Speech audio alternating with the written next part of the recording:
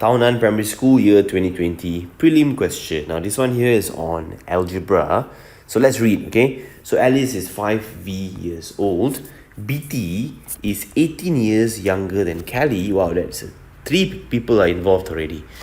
Alice is 2V years older than BT.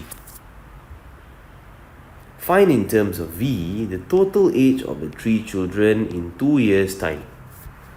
Okay, so before we do 2 years' time, let's figure out what is happening right now. Okay? So right now, we already know what's Alice's age.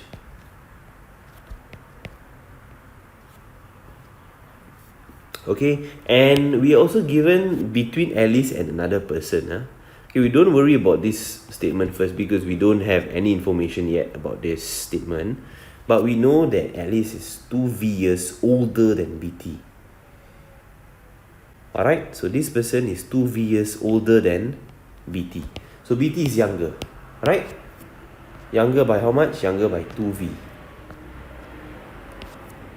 Alright, so we need to actually take 5V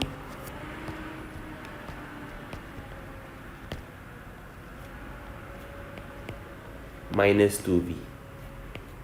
Okay, so this will give us 3V years old for BT. So Alice is done, BT is done. Now for Kelly, BT is actually 18 years younger than Kelly. So Kelly is older, right? Older by 18 years. So for Kelly, her age will be as such. 3V plus 18. So these are the ages, right? For Alice is 5V, for BT is 3V, and for Kelly is 3V plus 18 right now.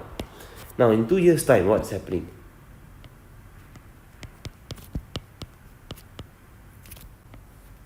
Now in 2 years' time, alright, for Alice, we add 2 years.